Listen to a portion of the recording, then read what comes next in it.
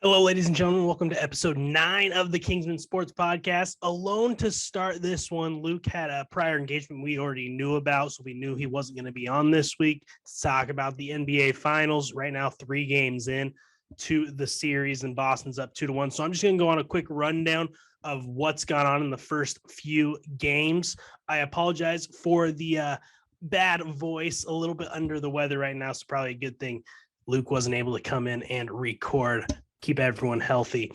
Let's talk about first game one. It was Boston knocking off the Warriors 120-108. And the Warriors really looked like they were going to cruise in this game. They were really in control. Steph was being Steph.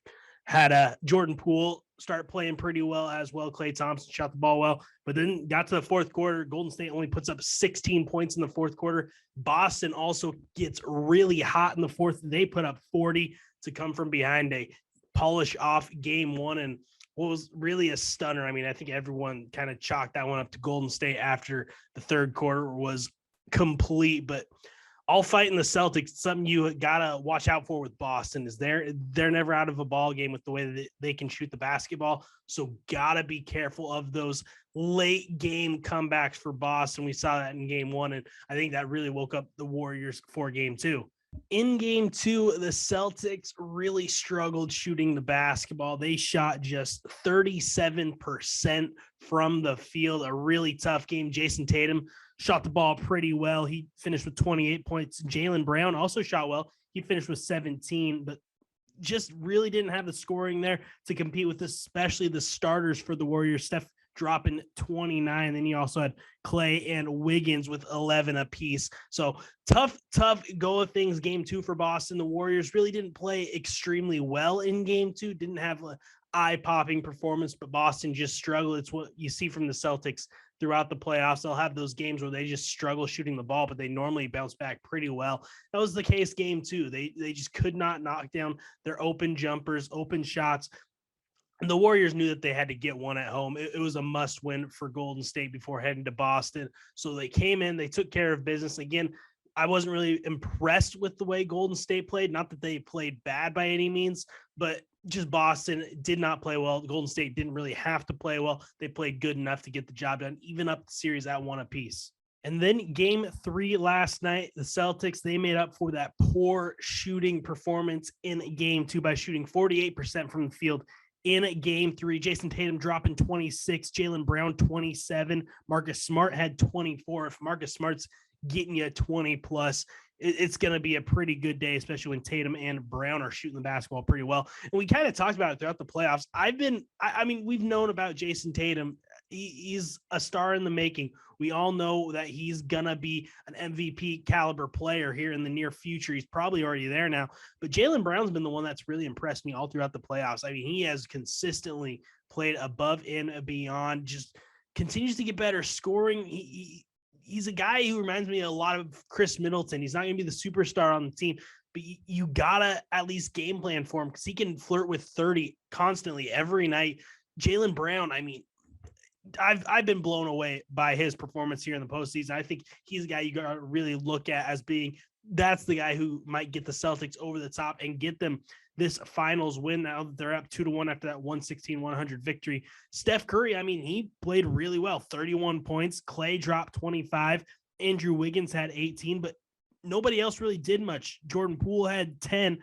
Everyone else had under double digits. And when the Celtics are having a good shooting night, you got to have other guys step up, whether it's Otto Porter Jr. I mean, Draymond Green, you could tell, was getting frustrated. Of course, there was the controversy with the chants in the Garden. You're going into the Garden, you know, those fans are hostile. I mean, we saw it with Kyrie Irving earlier in the postseason. Those fans are going to let you know their opinions. They're going to tell you what they think of you, whether you like it or not. Golden State, they got to stay within themselves. They got to control those emotions. We saw it in the post game, in the press conferences, a lot of people not happy with the Celtics fans.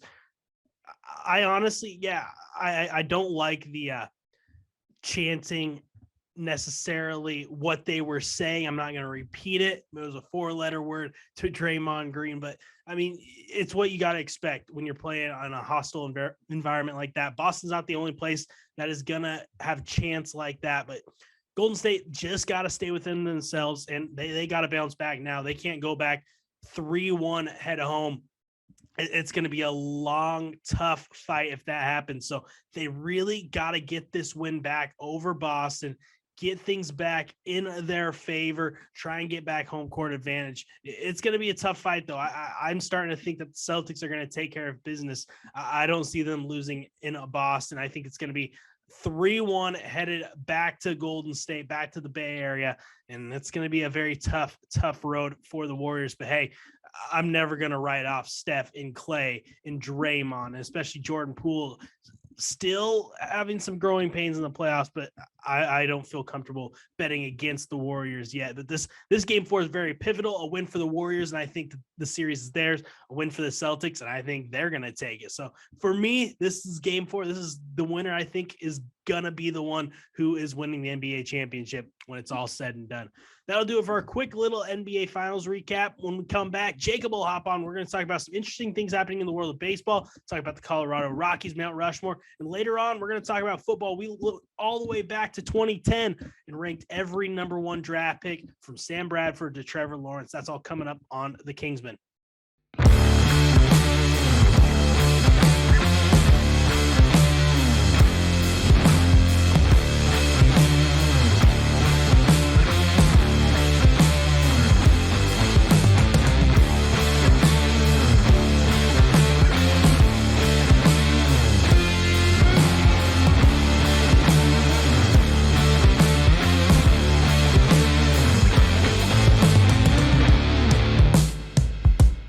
There are many ways for businesses to expand their customer base, but one of the tried and true ways of increasing customer loyalty and recognizing employees is to put your name and logo on promotional and motivational items. You can find a wide selection at Alderson's Awards West Printwares in Centralia. Shirts, hats, coats, mugs, pens, and more, all with high-quality screen printing or embroidery done on site. For a full catalog of items at great prices, go to aldersons.net, and remember, you will get maximum impact at Awards West Printwares.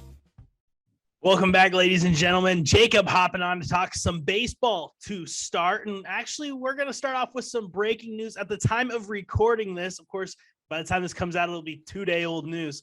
But amidst a 12-game losing streak, the Los Angeles Angels have fired Joe Maddon. The Angels now without a manager, with all the talent in the world on that roster. So, Jacob, I mean, we're getting our gut reactions right now to what's going on in LA and Anaheim.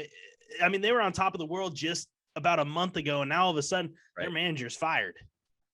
Yeah, that was surprising just because they were doing so good. I mean, it looked like they were probably going to run away with second place in that division and have very, very good chances of being in a wild card.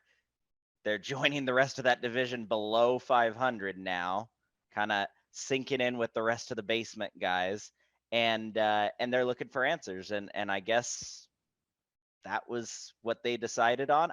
I don't like it. I think that there are other factors at play, and they're losing guys to health, but that was surprising for sure.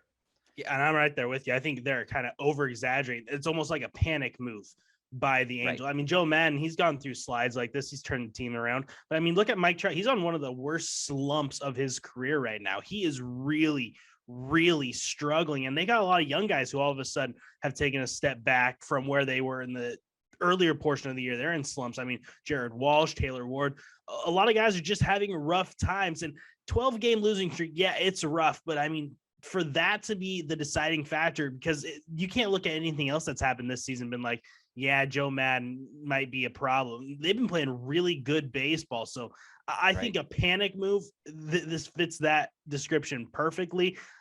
I do agree that the Angels have kind of fallen back out of the wild card race, it feels like, because, I mean, the Rangers and Mariners are both turning things around. They're both playing some of their best baseball of the year. And I think they could very well now pass the Angels.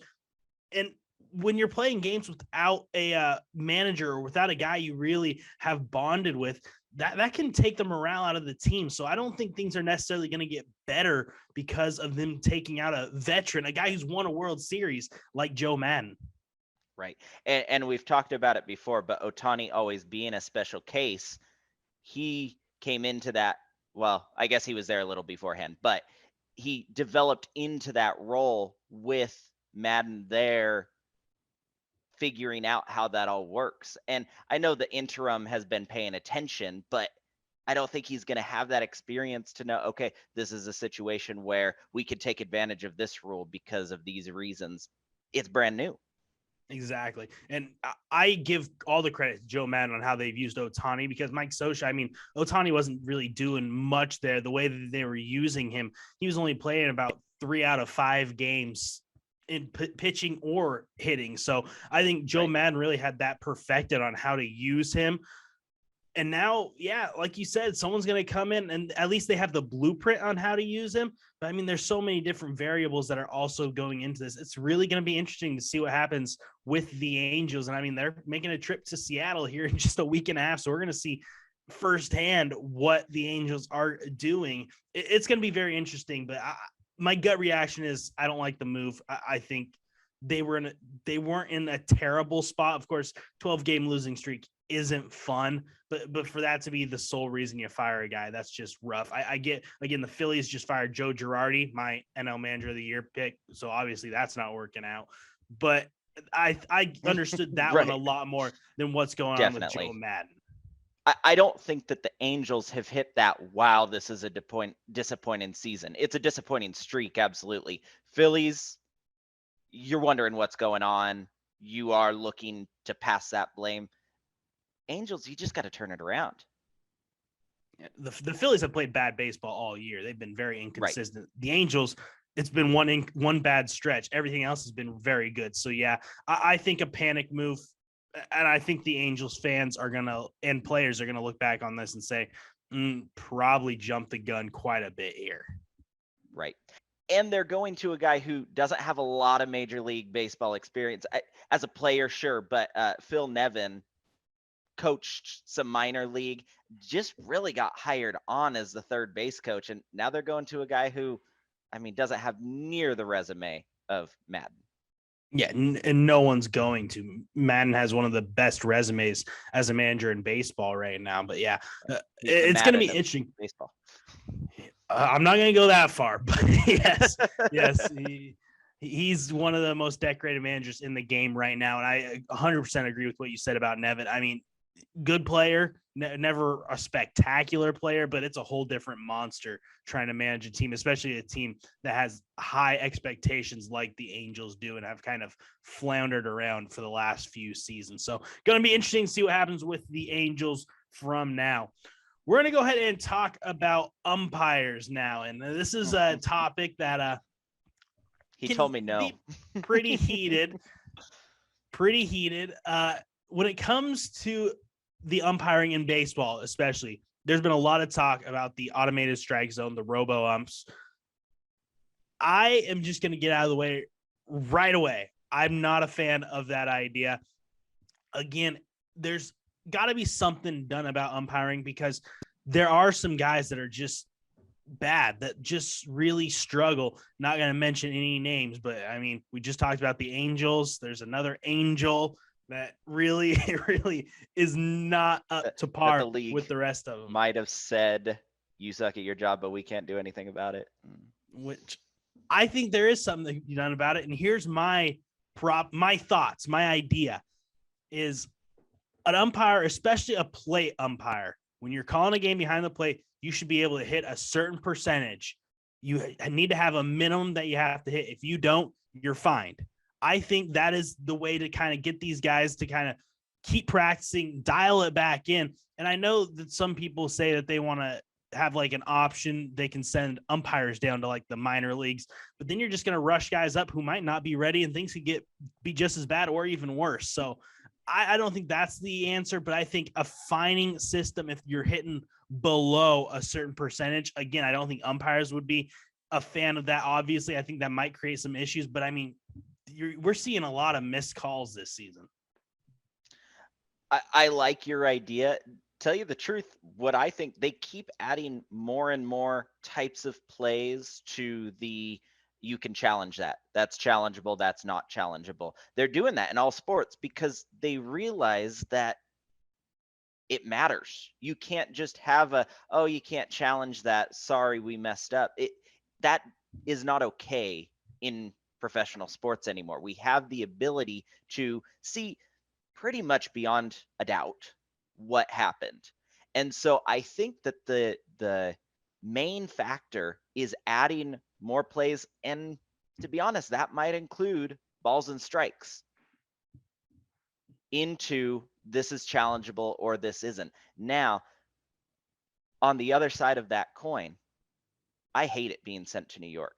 I absolutely detest having a third party that's not even at that game decide what's the final call. I think that it should be up to that officiating crew to defend their original decision or overturn it.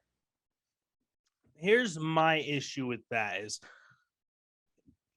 yeah, they can definitely botch a call on the field, but I mean, it is, from someone who's umpired on the field, it is so hard to call those bang bang plays. And then when you break it down on replay, it's much easier to see. I get that. Sure. I don't like at all the challenging balls and strikes. I'm gonna be right up front with you about that one, because games are going to go on forever if that is the case, because managers going to keep challenging as long as they keep winning. So there would be a limit, of course, just like football, where you don't challenge. No, he got 7.5 yards, not 6 3/4. I mean, if it doesn't matter, you aren't going to challenge it. I just don't think that is a good situation for baseball. Maybe we'll save that for a soapbox moment. Who knows? But I do understand sending it to New York as well, because they're getting all the angles. If you make the crew on the field decide that, I don't like them having to look up at the big screen to do it. I think you're going to have to bring out you can't. some sort of almost an iPad or whatever, they use. Microsoft They've been doing Surface, it in the NFL for decades.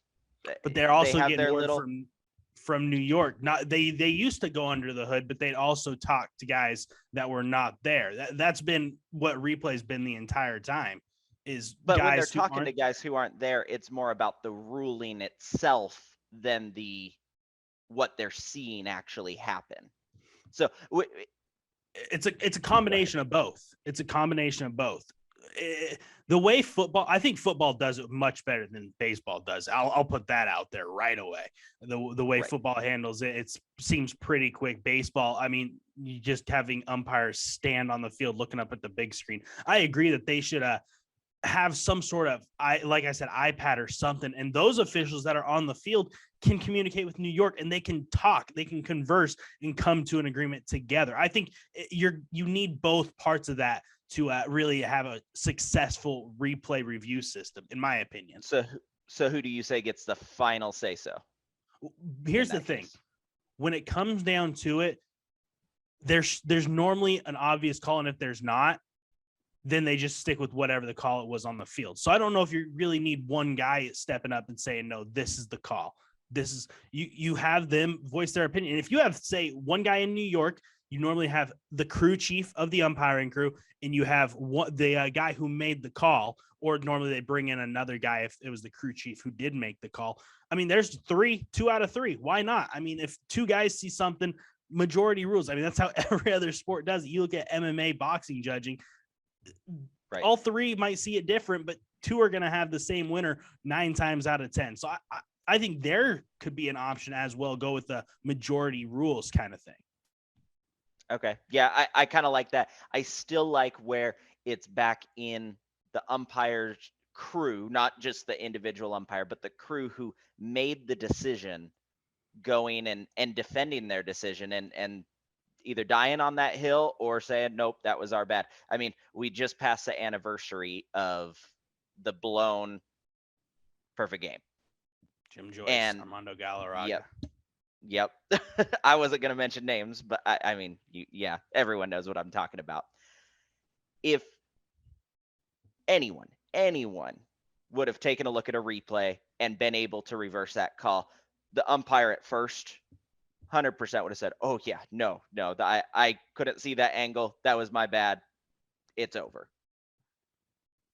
The fact that if it goes to New York, I don't think that's going to change that too much. I just don't like, one, how long it takes with New York. It seems like they're going back and forth with each other and then just passing all that information along to the field crew, and then they're passing it along to the fans and the coaches. But also, I think that a lot of times the field crew doesn't like the final decision of New York. We just heard, I don't know if you heard that hot mic moment recently where home plate ump was like, once I send it to New York, I can't do anything about it. Sorry. Like, it's out of my hands. And I feel like if they were able to make that decision, then they could either own it to those coaches and say, no, you're blind. I know what I saw. You're wrong. Or, nope, you're right. We got it wrong. Now it's reversed. And I saw that clip of the umpire and it was the Rangers and the A's in Oakland. Yeah. Talking to, I believe it was Chris Woodward of the Rangers who was complaining about the review ruling.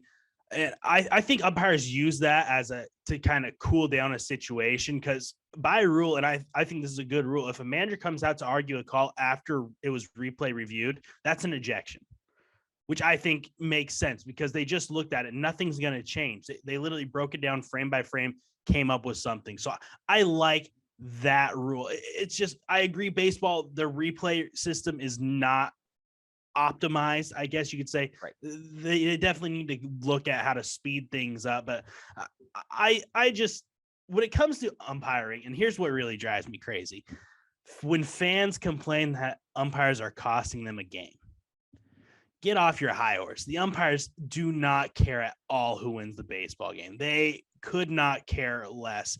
Stop acting like they're purposefully screwing your team, costing them runs, costing them.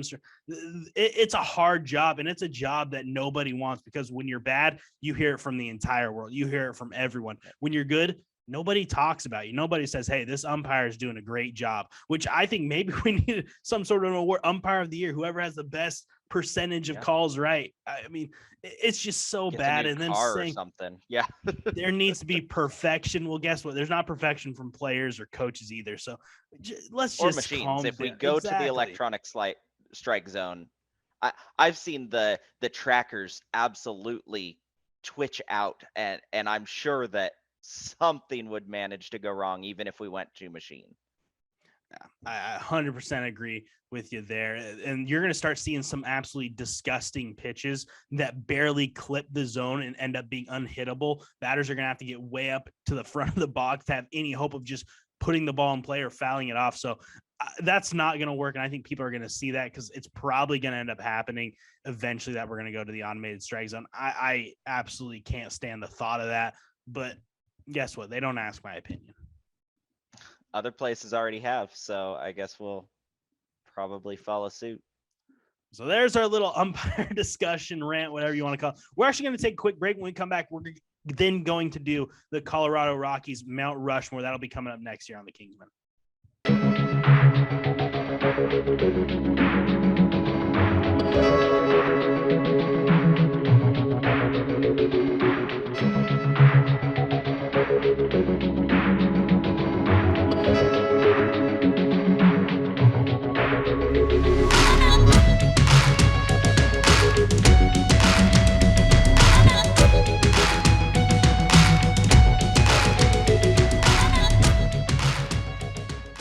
OB Credit Union is your local credit union throughout the South Sound area.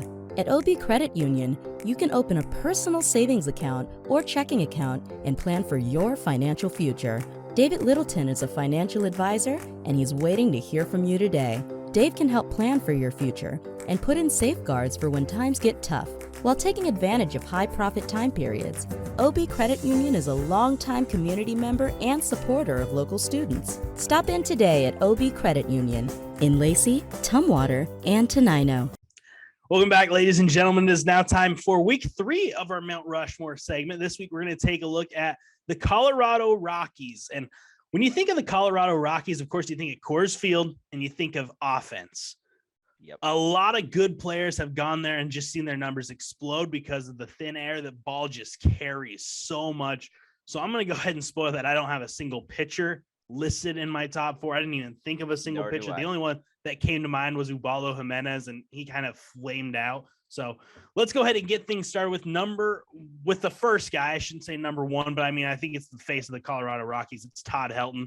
He was the face of the team 4 years, was part of their one World Series appearance in 2007, where unfortunately they just got manhandled by the Red Sox. But I mean, you look at his career numbers: 316 average, 414, 539 slash line with 369 home runs, 1,406 RBIs, 2,519 hits.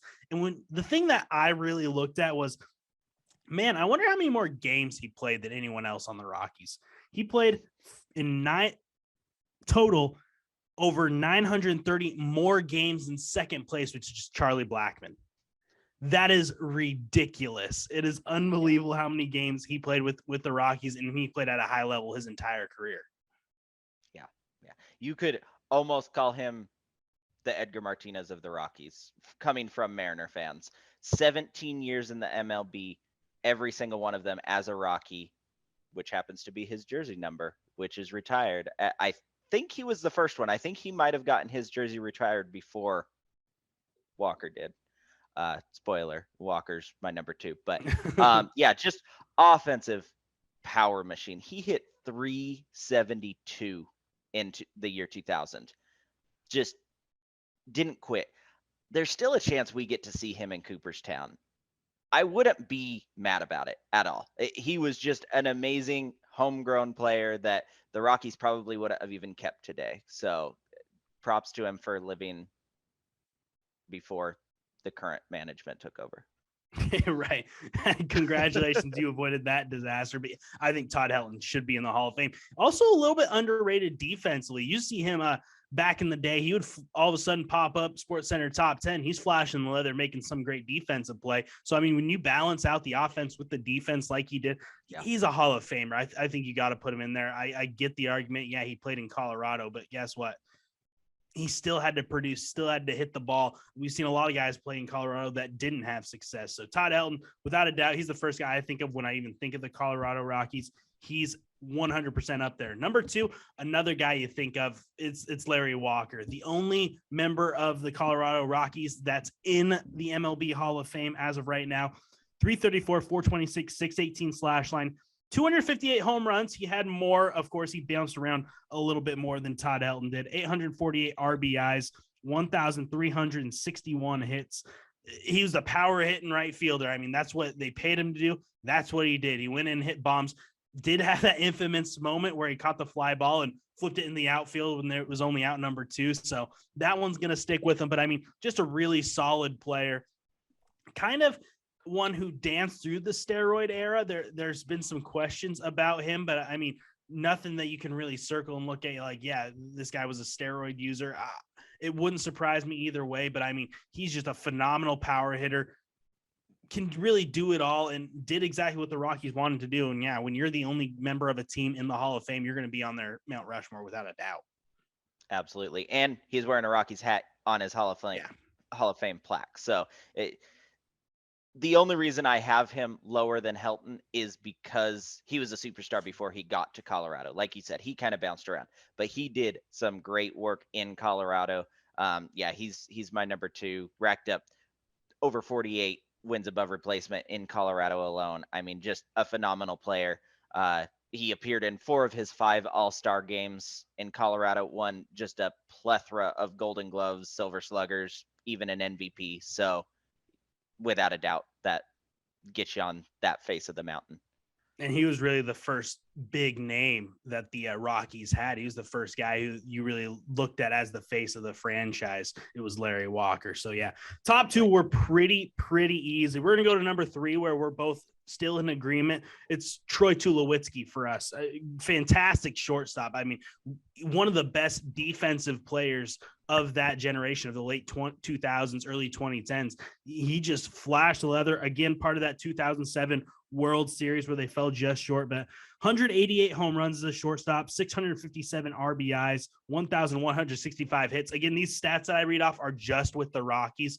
Larry Walker blew up his stats elsewhere. Troy Tulowitzki, once he left Colorado, he had some injury problems that I think kept him out of the Hall of Fame. I think he was on pace to, without a doubt, end up in Cooperstown, but got some MVP votes when he was in Colorado and really was a good face of the franchise with that team going to the World Series. I know Todd Helton was on the team, but Tulowitzki was the new guy. He was the guy who everyone was gravitating towards playing shortstop, flashing the defense. Troy Tulowitzki was very special, and a lot of people think of him in his days with Toronto. That wasn't the real Troy Tulowitzki. No, absolutely.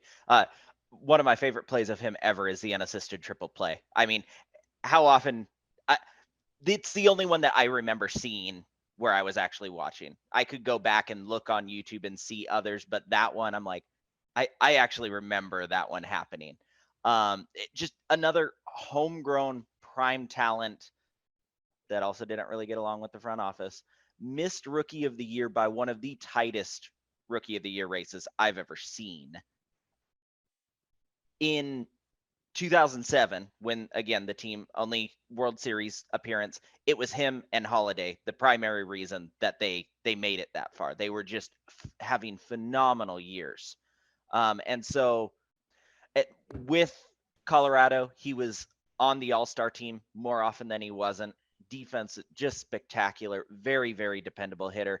Like you mentioned, injury prone, that hurt, didn't see too many full seasons. And the trade debacle didn't help his Rocky career, but it wasn't the worst talent dump the team has ever seen. He's still one of the faces of the franchise as far as I'm concerned. Without a doubt, Tulo, one of the most underappreciated shortstops of my time growing up watching baseball. So Troy Tulowitzki obviously going to be on there. Now we get to number 4, where we have a difference. Our first difference since we started this with the Rays back a couple weeks ago. I'm going at number 4 and had some honorable mentions on there as well. A lot of guys who played really well. Carlos Gonzalez just didn't play enough, I think. Didn't put up those numbers enough.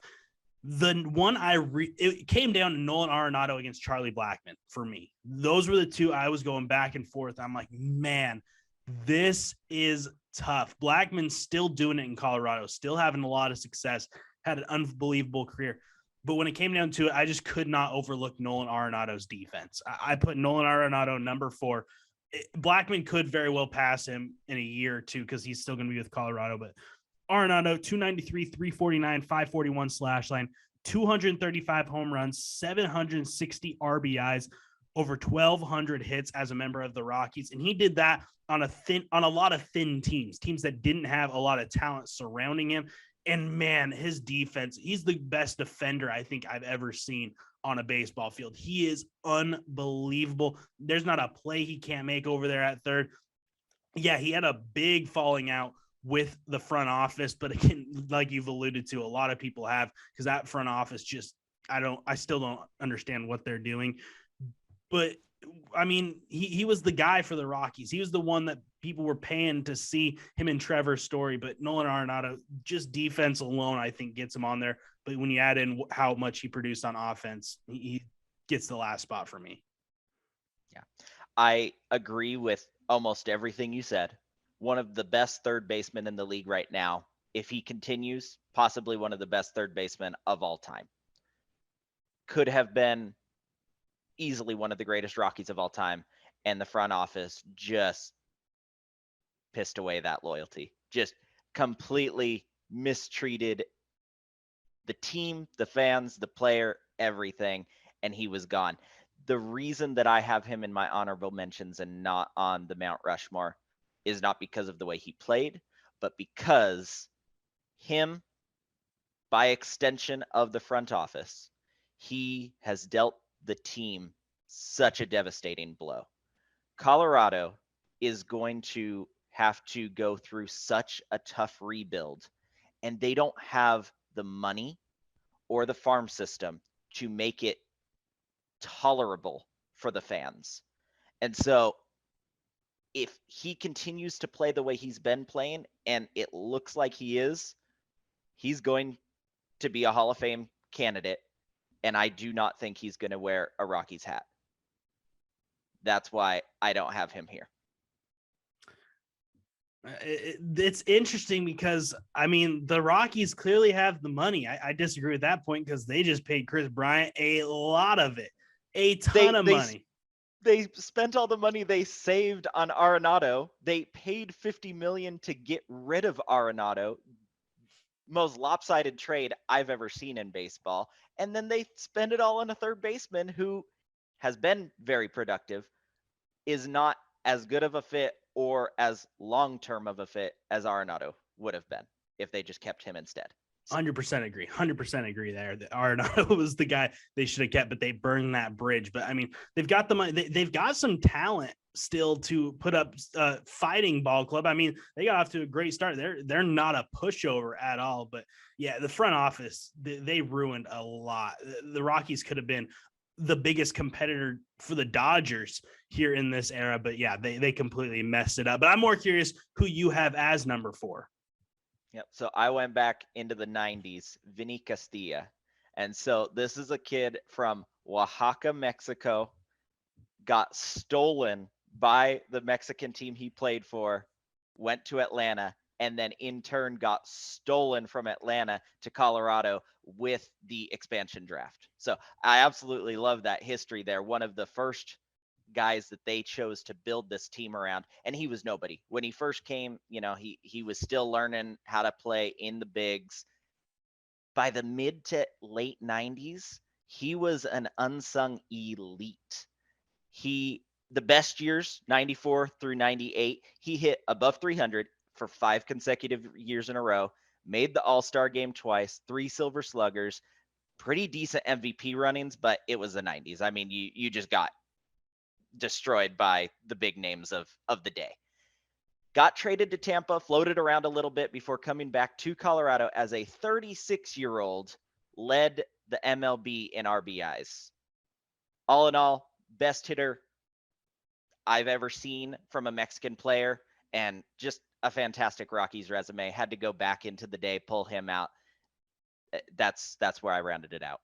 Yeah, just a great story. Great. The fact that he came back to Colorado was just a great story tale ending for him on what was already an unbelievable journey to get there in the first place. And it was very tough coming up with this 4th place spot all around. Yeah. There are about 3 or 4 different guys you could really go with, but you went with Todd Helton, Larry Walker, Troy Tulowitzki, and Vinny Castilla. I went with Helton, Walker, Tulo, and Nolan Arenado. Those are our Mount Rushmores. At least we had some disagreement this week. Right. Nobody wants to see us agree. It's way better when we have some debate. Next week, we will be on to a 2-time World Series champion, the Miami Marlins. That one's going to be a very fun one. There's been some good time players coming up and a little flash in the pans, but is that going to be enough to get them on the Mount Rushmore? We will find out next week. But coming up next, you really want to see us disagree. That is going to be coming up when we rank all the number 1 overall draft picks for the NFL from 2010 on. That's going back to Sam Bradford through Trevor Lawrence. We're going to rank them all. That is coming up next, and we have a lot of disagreements. Don't go anywhere. The Kingsmen will be right back. Since 1978, Rogers Key Card and Strophe has offered their clients excellent representation in all facets of legal areas as a general practice law firm. They're serving Thurston, Lewis, Mason, Pierce, and Grays Harbor counties. Our team of professionals' focus is on personal injury, family law, criminal defense and DUIs, estate planning, corporate, business, and real estate law. You can find them at budbaylaw.com for more information. Good Health Nutrition Center in Centralia is your home base for nutrition. When you visit Good Health Nutrition Center, you'll find the largest selection of vitamins, supplements, and natural remedies. You may be surprised to also find a huge selection of healthy groceries such as gluten-free products, environmentally friendly products, organic fruits and vegetables, and items for specific diets like the diabetic diet. Good Health Nutrition Center, powering students and athletes from the inside out. Good Health Nutrition Center on Harrison in Centralia. Welcome back to the Kingsmen Sports Podcast. It is time to talk some football. And with the NFL draft now in the rearview mirror by, almost a month now, we decided to go back, though, and look at the number 1 overall picks from 2010 on. We went back to 2010 is just a nice round number. I'm OCD, so having a nice round number helps me. So that was where we decided to start with. And The 2010 number one pick was Sam Bradford. So just to give you an idea, and we went through Trevor Lawrence. We didn't talk about Walker this year because, of course, he hasn't been able to step onto the field yet. Who knows? It's really all up in the air. We don't know what's going to happen with him. So we're just going to look at what they've done so far. So let's start at number 12, Jacob, the last place. Who has been the bottom number one overall pick from 2010 through 2021? Poor Trevor. Look, I'm not saying that it's over for Trevor Lawrence or that I don't believe in him, but what a rough year he had. You can blame the lack of talent on the team. You can blame the coaching. You can blame whoever you want, but something needs to change for this kid to have a shot at being anything more than a mid-2000s Browns first-round quarterback draft pick. I mean, you need to see some improvement there. Yeah, I know exactly who I blame. I blame Urban Meyer, the head coach. But yeah, I also have Trevor Lawrence at 12. And the way I looked at it was I'm just looking at what they've done. I don't even want to look at really potential with some of these guys, which I think is how you looked at it as well. A bit. I think Trevor Lawrence will likely rise up the ranks, but just based on of that rookie season, there wasn't much to like there. There weren't many games you could circle and be like, all right, we've got something here. It was just all around rough. I think you'll see some improvement with Urban Meyer gone, because I think that was just a cancer to that team. Just an awful year all the way around in Jacksonville, but it just happened to be Trevor Lawrence's first year. He's the quarterback. A lot of people are going to point fingers at him. So, yeah, I have him at number 12. Let's hop to number 11. Did the most recent number one pick in last. We're going to go all the way back to the first one for me for number 11 and Sam Bradford. Never had a winning season as a quarterback. The only time he really pushed for the playoffs, it was the Rams and Seahawks, who was going to go into the playoffs under 500, and he lost that game to Charlie Whitehurst. So, I mean, just not much to like there from Sam Bradford.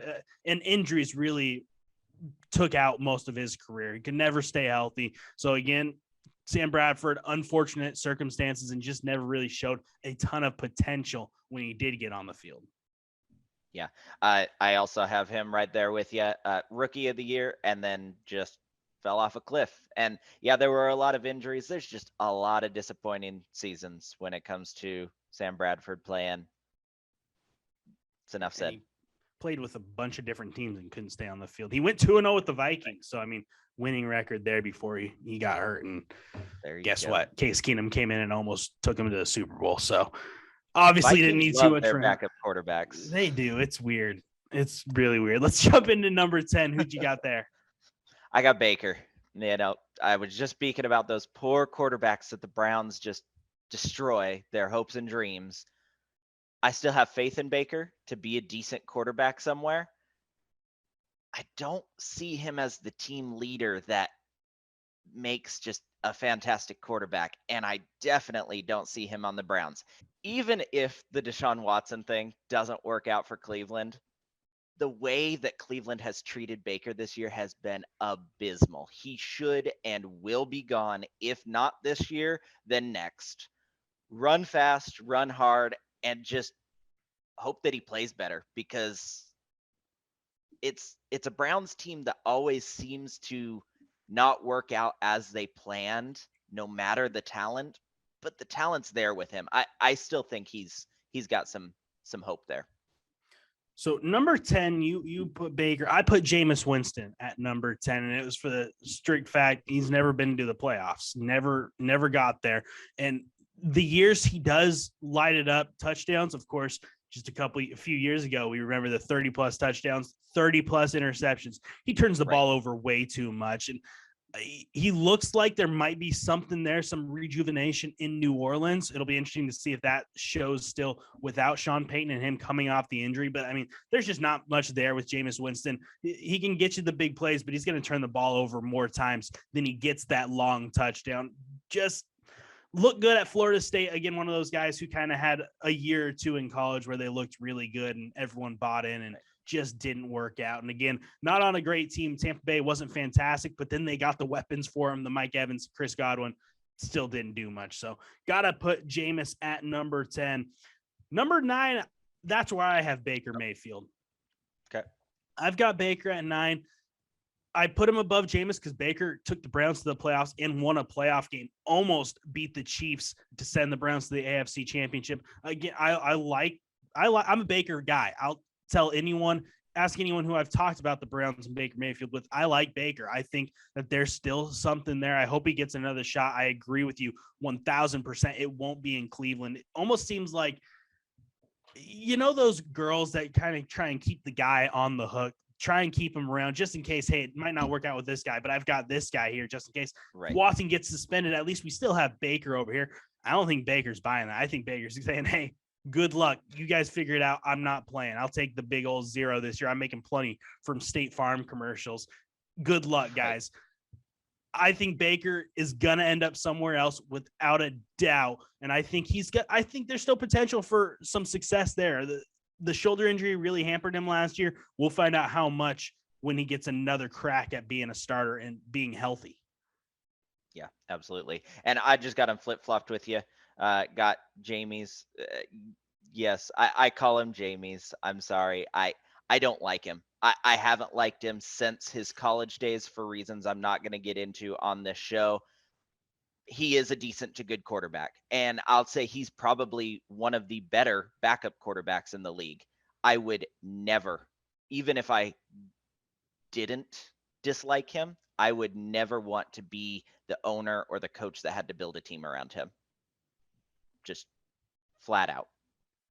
You seem a little crabby about Jameis Winston, but we'll move on past that. There.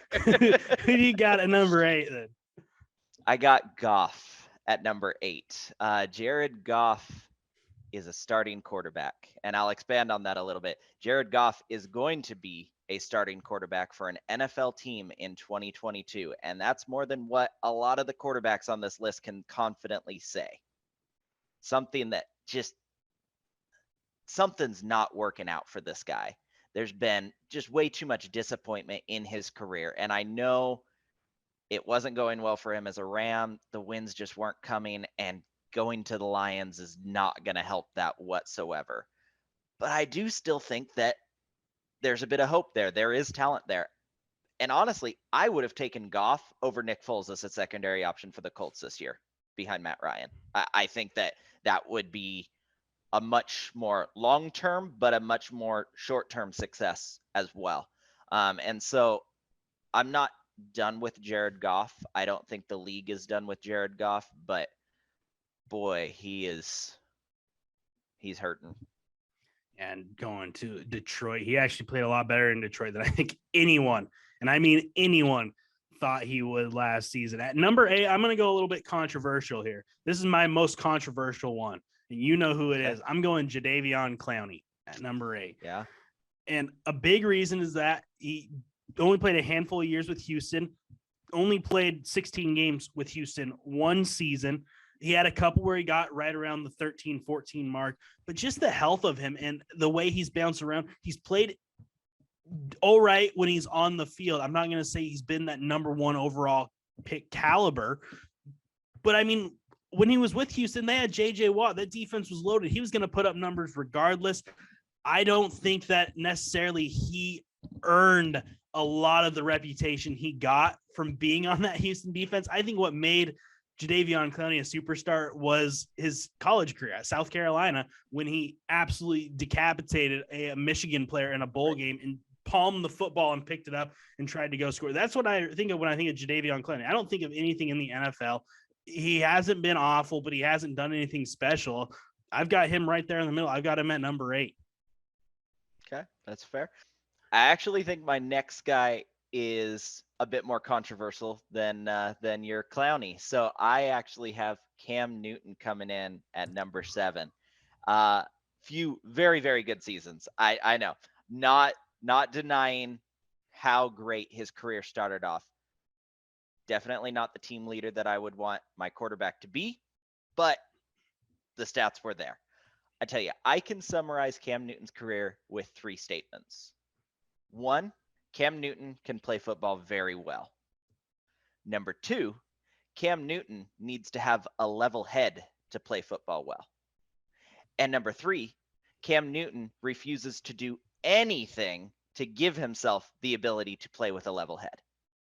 That's his entire career summarized. And so it doesn't matter what team he's on.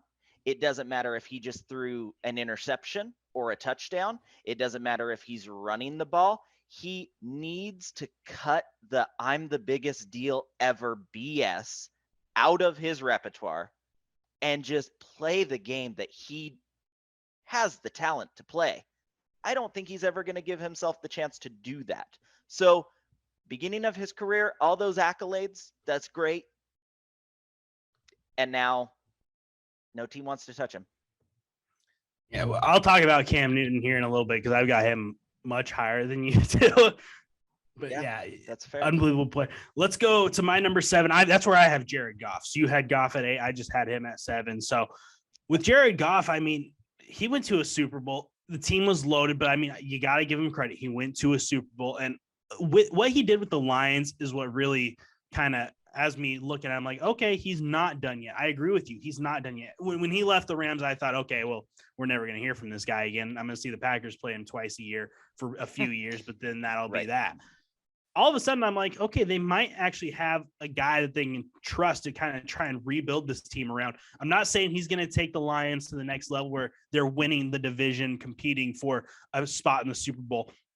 But he's going to win them some games. He's going to kind of give this franchise a little bit of hope, like, okay, we're not the laughing stock of the league anymore. What he did, he had great coaching, great weapons with the Rams. Again, he still had to go out there and at least perform somewhat. But what he did with the Lions and not as many weapons, all of a sudden, I think, he's not done yet, and he hasn't been a complete total bust. So I've got him right in the middle of the pack at 7.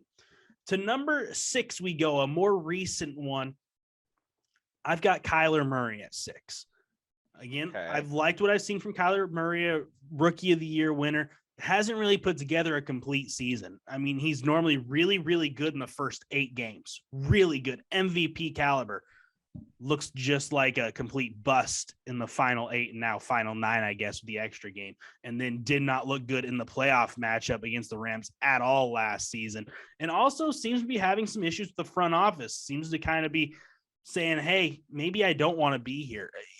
What you talked about with Cam Newton, as a quarterback, you've got to be able to at least put that stuff aside and be able to focus up. And I don't know if Kyler's really going to be capable of doing that. But again, when it comes down to it, I need to see him play a full season where he looks good the entire way before I can really start looking at him like, okay, yeah, this was a really good number 1 pick. That's fair. That's fair. And then I actually have Clowney next in line. And so when he was drafted, you're right. When I think of Jadeveon Clowney, I think of that Sports Center top 10 number 1 play that was for like a year and a half straight, just the greatest play in all of sports. Bit of a locker room distraction, not really content with whatever is happening around him. You mentioned a lot of his clout came from that Houston defense, and I agree to some extent, but when Watt went down, which happened often, his numbers did not drop like I thought that they were going to. He still had that ability to make those plays and have those numbers that really was the reason that Houston drafted him. He's bounced around on teams now, not as producing as much as you'd hope with a first pick, but I have him at least a little higher than you. Just a little bit. It's very interesting, the Jadeveon Clowney thing, and the fact that he's still looked at as an elite defender kind of blows my mind a little bit. But again, hasn't to me shown that he's still got it for sure. Now let's go into the top 5 now. This is where things got a little bit tricky for me. Jacob, number 5, who'd you got? Myles Garrett, kid that has the talent to shine, but some scary liability to go with it. I don't think the league will ever forget what happened with Pittsburgh and Mason Rudolph. Still, if he behaves appropriately, I don't see too many defense that wouldn't jump at the chance to add him to their squad. I mean, what more can you say? With this list, I have him absolutely in my top 5. So number 5, I've got another recent number 1 pick. I got Joe Burrow. Again, I think there's still plenty time for him to jump up.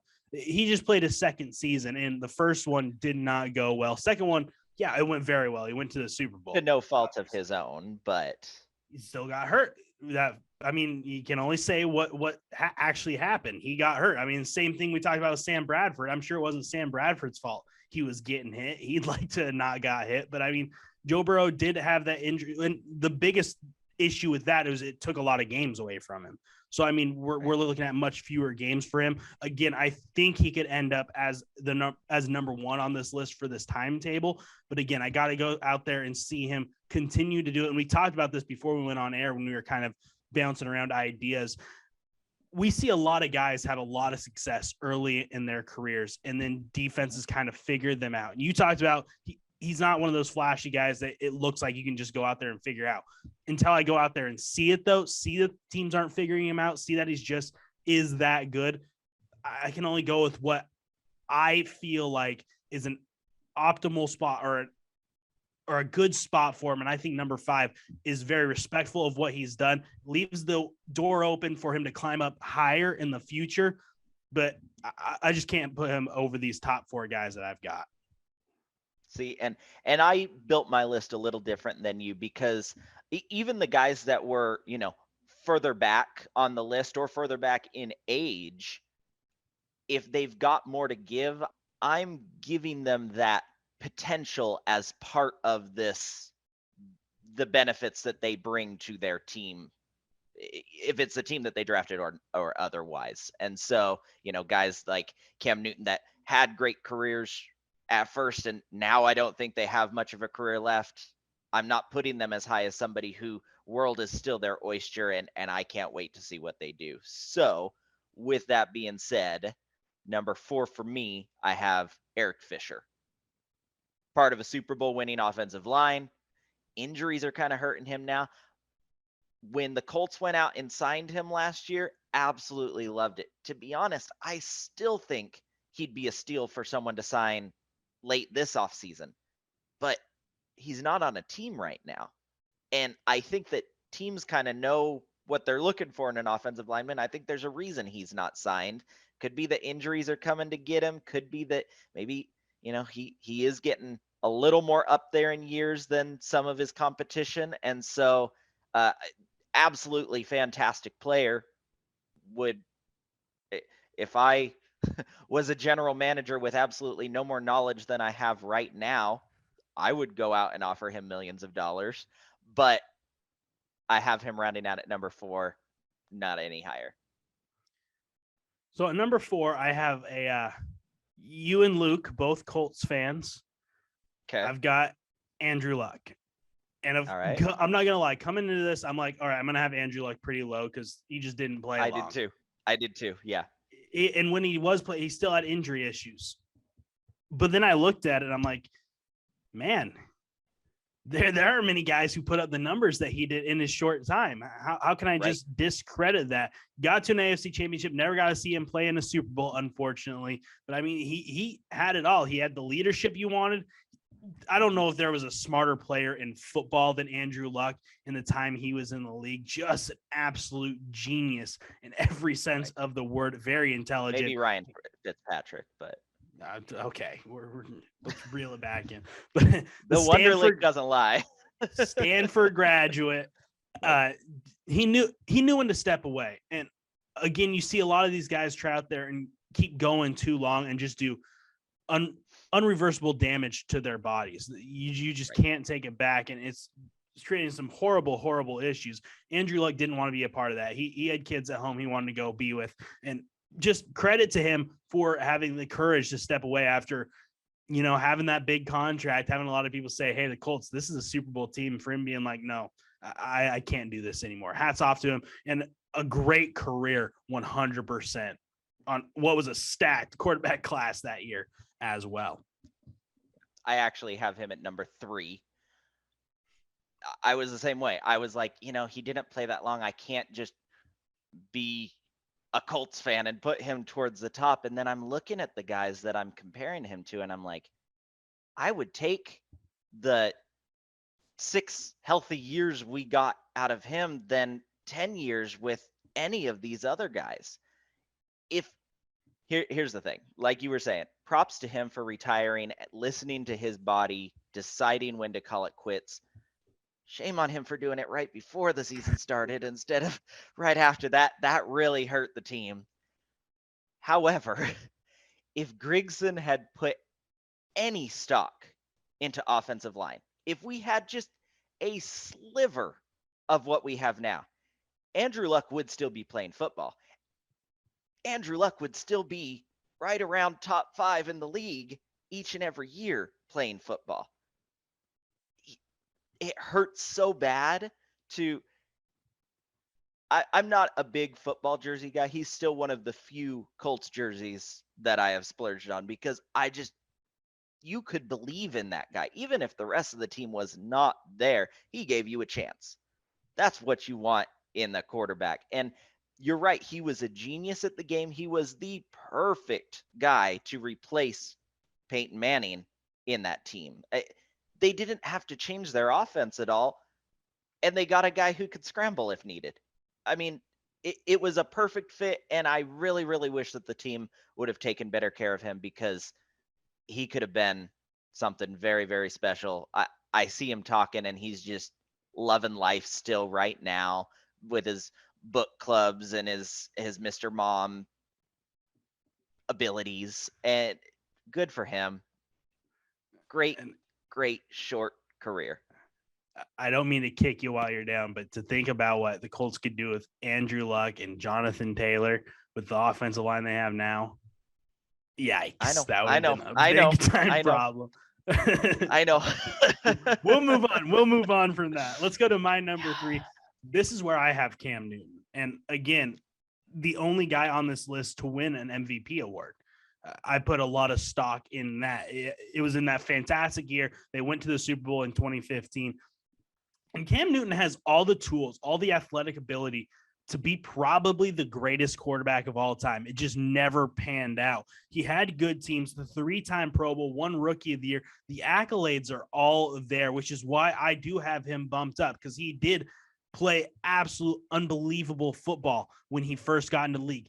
Yeah, now he looks like a shell of himself, without a doubt. It looked like he was going to be back when he went to New England. He looked really good those first couple of weeks, and all of a sudden, once again, fell off the map. I think his time has come in this league. I think he's probably done. Maybe bring him in like Carolina did for kind of a wildcat look. He's not a starting quarterback anymore, but when he was coming into the league, those first 5, 6, 7 years, man, nobody wanted to go out there and see Cam Newton standing across the field. I remember the one play, being a Packers fan, where he pointed at Clay Matthews after Clay Matthews said something. And I'm sure many of you have seen this. He said, "Oh, you've been watching film. Well, watch this," and proceeded to score a touchdown on the Packers in a game that eliminated us from playoff contention. That's neither here nor there.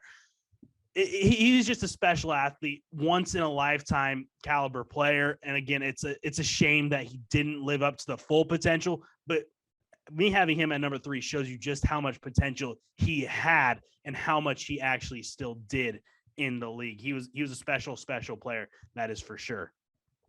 Now to number 2, I have another guy who I thought you ranked a little too low. I've got Myles Garrett.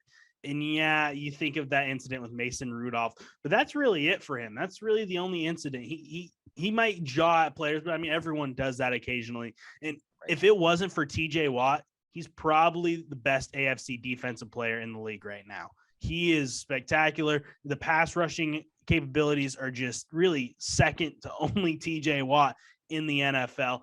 Unbelievable talent, just strong as can be, but also has the speed to match it, good against the run as well. And really, it's a shame that this Browns team seems to have taken a step back, kind of relying on him too much on defense, because I don't think their defense is going to be nearly as good anymore. But he's still putting up the numbers. He's a special player, and I think we still are just scratching the surface of what he's gonna do.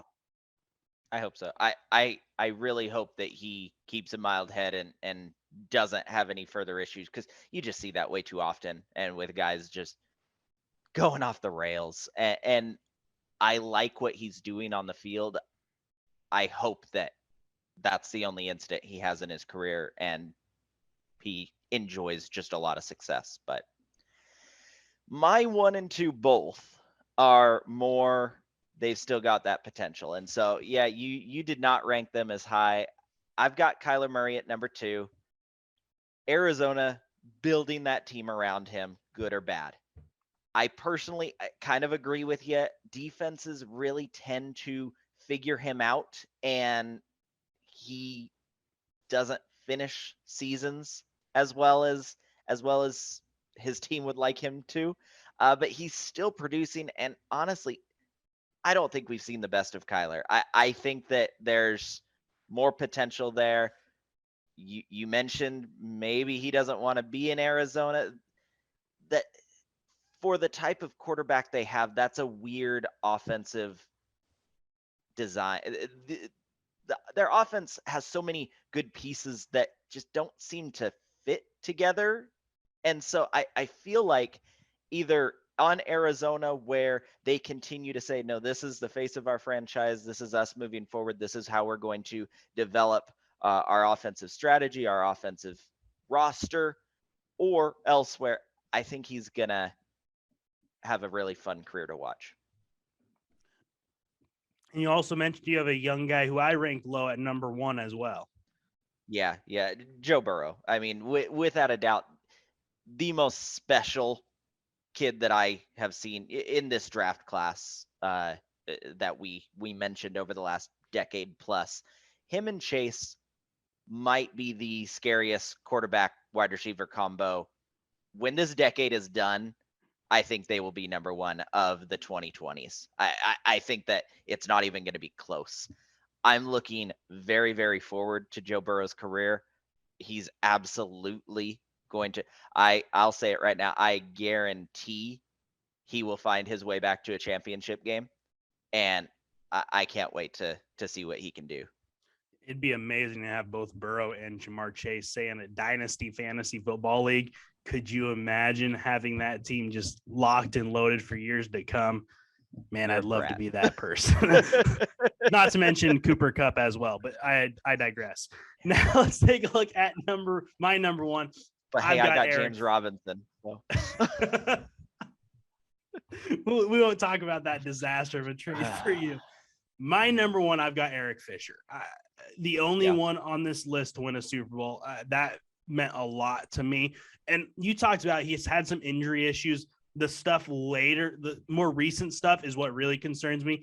Offensive linemen, they're going to get beat up more so than other players. So if they're giving you 13 games a season, I think that's pretty good for what you're asking them to do with their bodies. From a true Packers fan, but yeah, all right, well, let's not get into that. But yeah, Eric Fisher, I mean, and the fact that he did it really all with the Chiefs, with the team that drafted him, also makes that pretty special to me.